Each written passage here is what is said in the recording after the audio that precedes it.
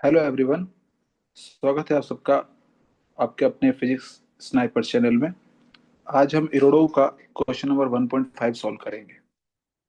ये काइनेमेटिक्स में relative motion पर बेस्ड एक प्रॉब्लम है और अब हम इसको स्टार्ट करते हैं। तो two particles one and two move with constant velocity v1 and v2. So there are two particles, let's say 1 and 2, in this Cartesian frame. They are having velocity v1 and v2. So v1 किसी भी direction में हो सकता है, let's say like this, and v2 इधर कहीं भी हो सकता है, ऐसा कुछ। ठीक है। At the initial moment their radius vectors are r1 and r2। तो अभी इसका रेडियस वेक्टर r1 और दूसरे का radius vector r2। How much these four vectors, ये चार वेक्टर्स है यहाँ पे, v1 vector, v2 vector, r1 vector and r2 vector, ये चारों आपस में कैसे कोरिलेटेड होंगे so that they must collide, A और बी में कोलिजन होना चाहिए, ए और बी में कोलिजन होना चाहिए। तो लेट्स से हम क्या करें, हम इसको रिलेटिव मोशन से सॉल्व करें। तो देखो हम क्या करेंगे ना कि किसी एक को स्टेशनरी मानना पड़ेगा। तो मैंने इस एग्जांपल को सॉल्व करते टाइम पे ए को स्टेशनरी लिया है, मतलब मैं सारा कैलकुलेशन विद रेस्पेक्ट टू ए करने वाला हूँ। तो अगर मैं ए को रोक देता हूँ तो बी का जो पोजीशन वेक्टर है वो यहाँ पे क्या होगा, r2 - r1, position vector of two with respect to one. तो अपन क्या लिख सकते हैं, position vector of two with respect to one is r2 - r1, right. In the same way velocity of two with respect to one क्या आएगा, अब हमारा वन मूव नहीं कर रहा है, ध्यान से सोचिएगा। तो velocity of two with respect to one को अपन वेक्टोरली बोल सकते हैं v21, वो v2 - v1 वेक्टर होता है।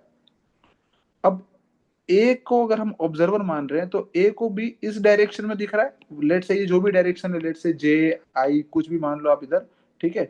तो इस डायरेक्शन में वो दिख रहा है, मतलब r2 - r1 की डायरेक्शन ये है। ए के अकॉर्डिंगली r2 - r1 की डायरेक्शन ये है, क्योंकि उसको टू यहां दिख रहा है। और टू को अगर इस ए से कोलाइड करना है तो अब टू को इसी डायरेक्शन में आना पड़ेगा, क्योंकि अब ए तो मूव नहीं कर रहा है। गेटिंग माई पॉइंट, मैं फिर से एक्सप्लेन कर रहा हूं कि ऑब्जर्वर हमारा ए है, लेट से। अब ए को बी कहां दिख रहा है, यहां दिख रहा है, ये उसकी पोजीशन है। तो पोजीशन की डायरेक्शन ये हुई, जो भी ये डायरेक्शन आप नाम दें। फॉर एग्जाम्पल मैं इसको यहाँ पे कुछ नाम दे देता हूं, पी कैप। समझे आप बात को, यानी कि जो पोजीशन की डायरेक्शन है वो पी कैप है। ए के अकॉर्डिंगली बी की पोजीशन पी कैप में है, और अब बी की वेलोसिटी पी कैप के अपोजिट होनी चाहिए, तभी वो इस ए से कोलाइड करेगा, because A is stationary. I hope आपको क्लियर होगा कि अगर ए अपनी जगह पे खड़ा रहेगा तो बी को इधर आना ही होगा टू कोलाइड। इसका मतलब ये दोनों वेक्टर्स जो हैं इनकी डायरेक्शंस अपोजिट है, इनकी डायरेक्शंस अपोजिट है। तो डायरेक्शन अपोजिट है, इसलिए आप इन दोनों को डायरेक्ट ये नहीं बोल सकते हो कि v21 is equal to r21 या माइनस ऑफ r21, ये डायमेंशनली इनकरेक्ट है। तो इनके सिर्फ डायरेक्शंस इक्वल है।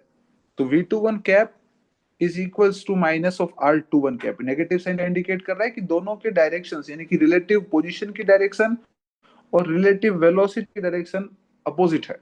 डायरेक्शन है इसलिए कैप यूज किया गया है। अब आप जानते होंगे कि यूनिट वेक्टर क्या होता है, r vector upon mod of r. तो V21 कैप को मैंने क्या लिख दिया, V21 वेक्टर अपॉन V21 का मॉड। इसी तरह से R21 कैप को लिख दिया R21 वेक्टर अपॉन R21 का मॉड विद नेगेटिव साइन। अब V21 क्या होता है, V2 - V1। R21 क्या होता है, R2 - R1। नीचे मॉड में भी मैंने सिमिलरली पुट कर लिया। और आप चाहो तो इस माइनस को अंदर मल्टीप्लाई भी कर सकते हो। माइनस मल्टीप्लाई करने के बाद ये कंडीशन बन जाती है V2 - V1 vector upon V2 - V1 का mod is equal to R1 - R2 upon R1 - R2 का मॉड। इसके डिनोमिनेटर में पहले R2 - R1 का मोड था, उसकी जगह मैंने इसको R1 - R2 का मोड कर दिया, बिकॉज इट डजेंट मैटर्स, जब मॉड्यूलस ले रहा हूं तो वो दोनों सेम ही होंगे। तो ये रिलेटिव मोशन का कोलिजन कंडीशन का एक बहुत ही बेसिक सा प्रॉब्लम है, ये पीवाईक्यूज में प्रेजेंट भी है। तो आप जरूर इसको रिव्यू करें, और ये काफी सिंपल प्रॉब्लम था। और ऐसे ही पूरी बुक के सॉल्यूशंस और जेई के पेपर्स और इन सब चीज़ों के रेगुलर अपडेट्स के लिए अपने इस चैनल को आप सब्सक्राइब करें, और इसी तरह की अपडेट आपको मिलती रहेगी। Thank you.